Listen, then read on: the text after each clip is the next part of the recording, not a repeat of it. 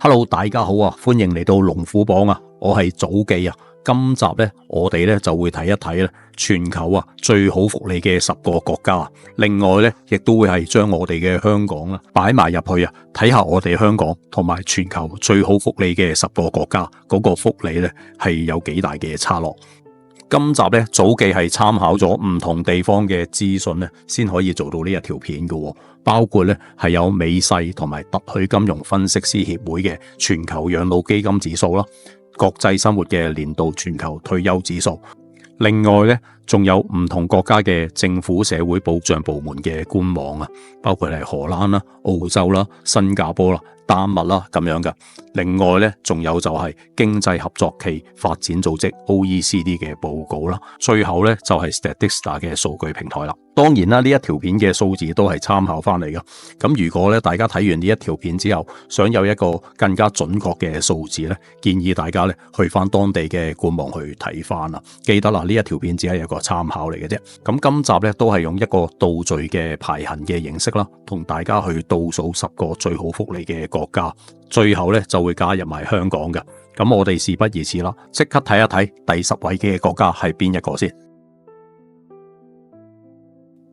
第10位咧就係瑞典啦。喺追求社會公平同埋高福利嘅北歐模式中咧，瑞典嘅長者照顧系統咧，因為佢嘅靈活性同埋獨立性咧，而成為咗全球嘅榜樣。呢一套制度嘅核心咧，並唔係僅僅發放補助啊，而係全方位咁樣支持長者喺熟悉嘅環境中入邊生活。經濟保障上邊，瑞典咧係實行保證年金嘅，確保低收入嘅長者咧每個月可以擁有約為8200蚊嘅港紙嘅基本生活費咯。配合極具彈性嘅退休支取制度咧，長者自63歲起咧就可以選擇部分提取退休金，並同時係兼職工作啊。呢一種漸進式嘅退休咧係有效咁延緩咗同社會脫節嘅孤獨感。居住環境咧，則係瑞典制度嘅另一個亮點。政府咧大力資助建設高品質長者公寓啊，確保無障礙設施同埋租金合理化。針對居住喺自住房嘅長者咧，各市鎮提供時薪補貼嘅居家服務啊，內容咧細緻到室內清潔咯、送餐啦，甚至係冬季除雪啊，等身體機能下降嘅長者咧，無需要搬入療養院都可以獨立生活。最後咧，面對數位化嘅社會，瑞典積極推動數位補貼同埋培訓啊，協助長者掌握智能裝置，確保佢哋可以使用電子醫療服務，並且係同親友保持聯繫啊。呢一套制度咧，證明咗晚年咧並非係衰退嘅代名詞啊，而係一段受到社會支持、自主且靈活嘅新嘅人生階段。第9位咧就係芬蘭啦。喺連續多年蟬聯全球最幸福國家嘅芬蘭咧，長者福利嘅核心咧在於社會公平啊。呢一套制度咧唔單止提供咗財務嘅支援啦，更加係透過極度自動化嘅行政同埋精準嘅資源分配咧，確保每位長者都可以享有尊嚴嘅晚年啦。經濟保障方面啦，芬蘭實行保障退休金，確保即使係從未工作或者係供款不足嘅長者咧，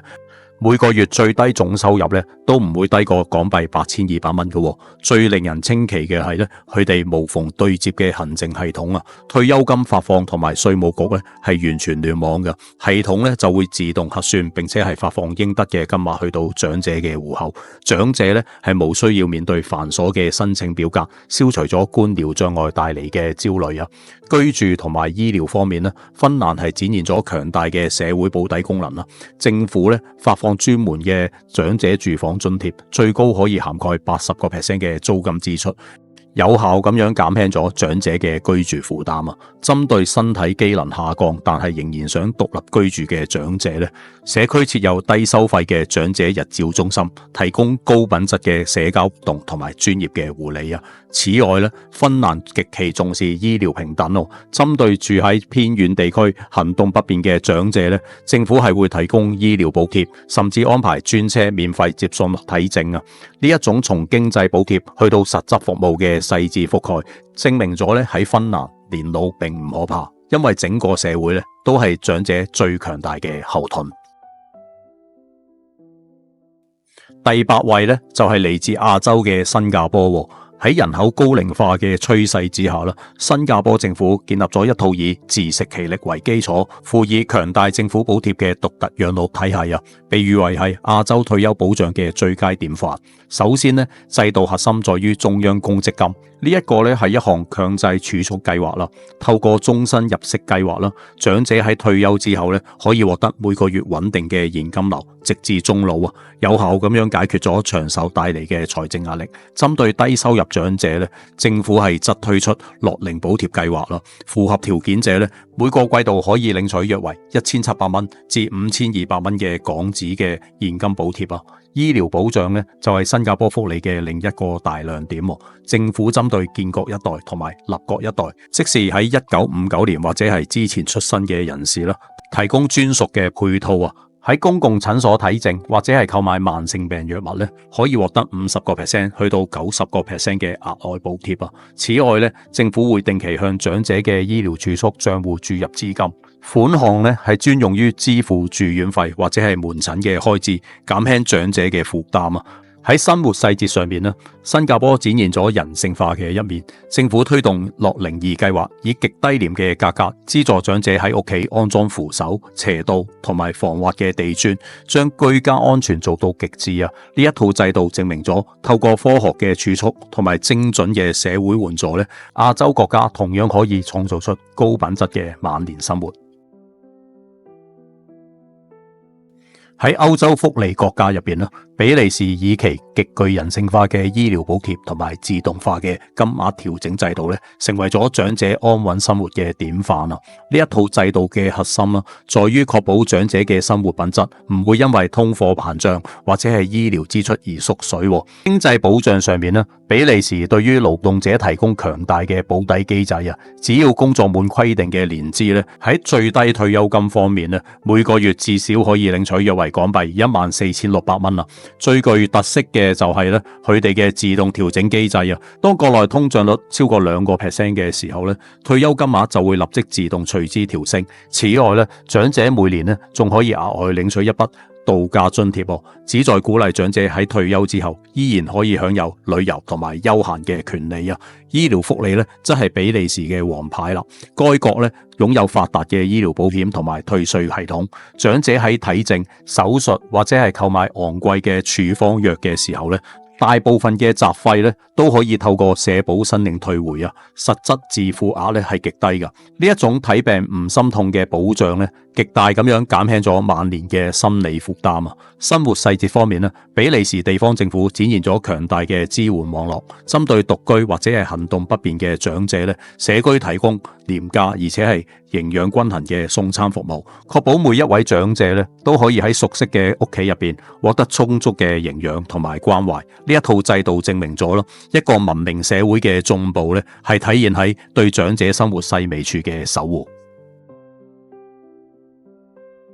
第6位咧就係澳洲啦。澳洲嘅退休制度咧係被國際公認為最為穩健嘅模式之一啦。佢哋嘅核心啦，在於結合咗政府福利金同埋個人強制儲蓄嘅雙軌制，既保證咗社會嘅公平啦，亦都兼顧咗個人生活嘅品質啦。喺經濟保障上面啦，澳洲政府咧提供嘅政府年金係長者嘅最強後盾啦。符合資格嘅單身人士咧，每個月咧可以領取大約港幣14800蚊。更加具有人性化嘅咧，就係佢哋物業保護嘅政策啦。喺進行資產審查嘅時候咧，長者嘅自住房屋咧，通常係唔會計入價值噶，確保長者可以安居家中，而唔會影響領取津貼。除咗政府發放嘅年金啦，政府特有嘅強制性公積金則提供咗額外嘅財富來源啦。僱主目前咧係必須要為員工供款12%，呢一筆錢咧喺退休之後可以靈活咁樣選擇一次性提取或者係按月支取，為長者提供咗充足嘅額外消費力。喺醫療同埋生活負擔方面啦，長者持有優惠卡咧就可以享有極高嘅折扣啊！好多藥物咧只需要係支付幾澳元就可以啦。更加令人稱道嘅係咧居家安老套餐，等到長者咧可以根據需求自行聘請專業入院到府提供洗澡、打掃或者係護理嘅服務啊！呢一種錢跟人走嘅精準福利咧，等到澳洲長者喺享受高品質生活嘅同時，依然可以保有選擇嘅自由。第五位咧就係挪威啦，喺全球退休福利嘅版圖入邊啦，挪威咧常被譽為係最無後顧之憂嘅國家。呢一個理由咧就係佢哋全球規模最大嘅主權財富基金啊，確保咗退休金體系喺面對高齡化挑戰嘅時候咧，依然擁有極度穩健嘅財務支持。喺經濟保障上面啦，挪威對於長者展現咗極高嘅包容性啊。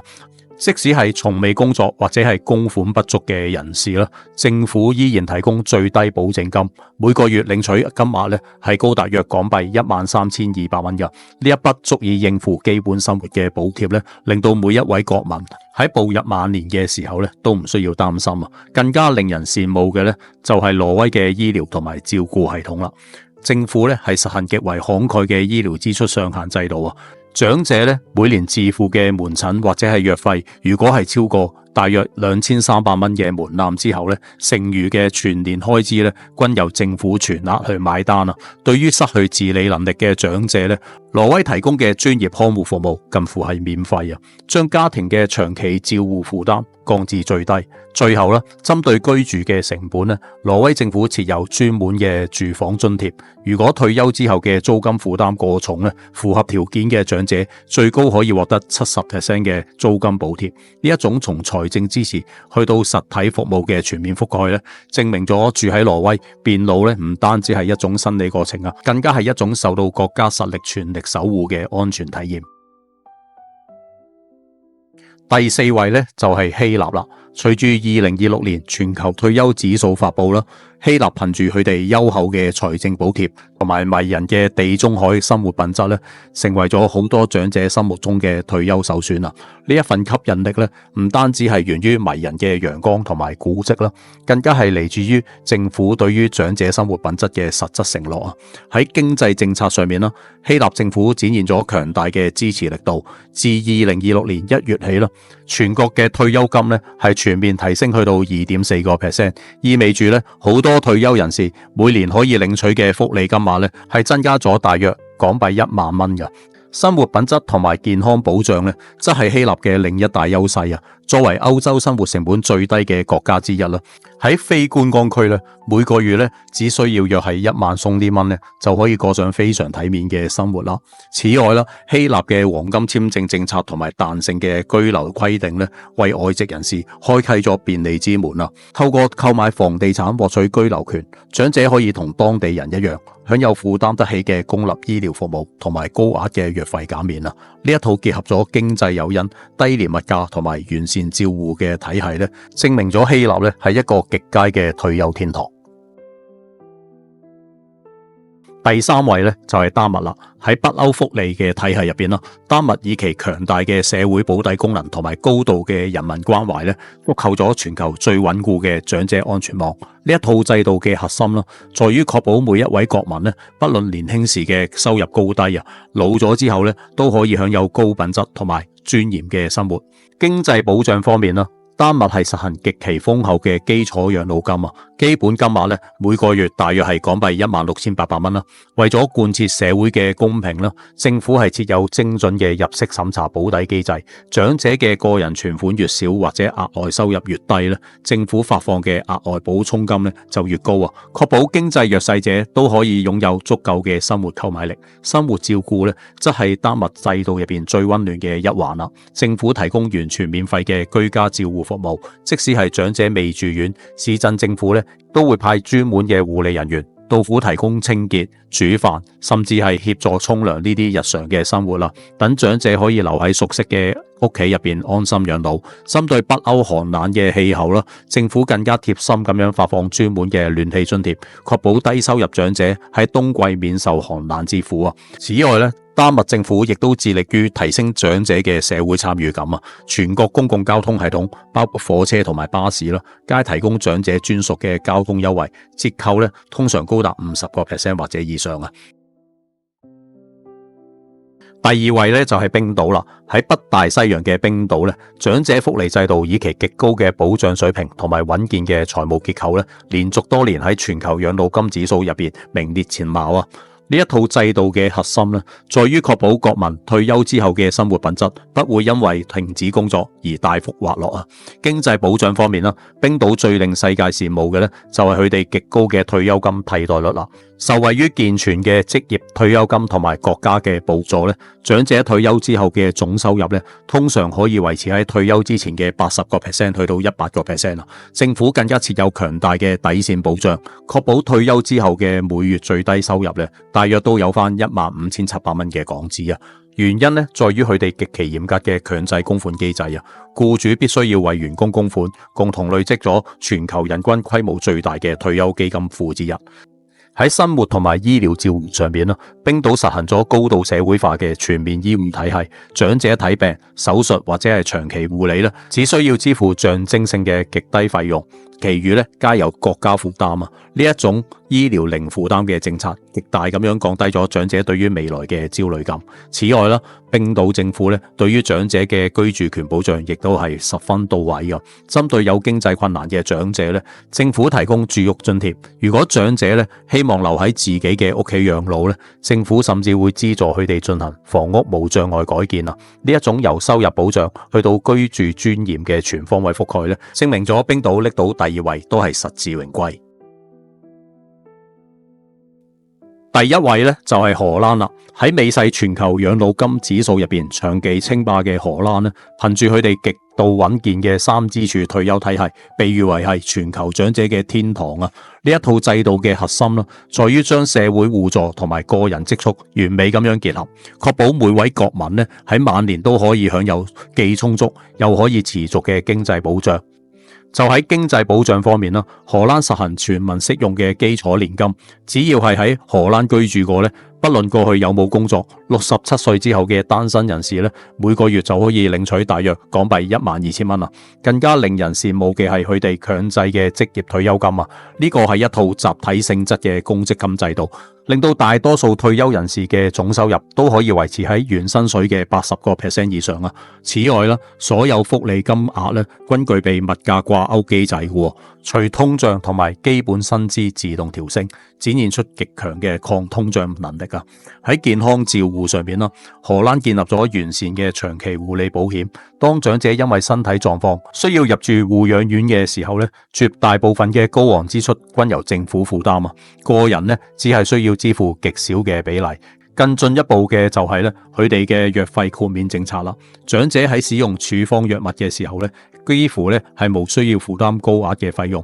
徹底解決咗晚年最大嘅隱憂。呢一種由經濟保障去到無微不至嘅醫療防護網咧，證明咗喺荷蘭退休並非係收入嘅終結啦，而係另一段受到國家全方位守護、富有尊嚴而且係穩定生活嘅開始。最後咧，我哋就睇埋香港啦。香港嘅長者福利體系咧，喺亞洲乃至全球咧，都係具有獨特性嘅。佢冇走到北歐嗰種全民高額年金嘅路線啦，而係透過現金補貼、強積金儲蓄同埋精準嘅服務咧，建構出一套務實嘅安全網啊！喺經濟支援上邊啦，長者生活津貼每個月大約4000幾蚊嘅補助咧，對於基層長者而言咧，係極為重要嘅生活依賴啊！配合強積金制度同埋政府推出嘅公共年金咧，長者可以喺工作時期嘅累積轉化為穩定嘅月收入，而且咧年金收入喺入息審查入邊咧係獲得豁免嘅，體現咗政府鼓勵自力更生同埋福利補充嘅並行策略。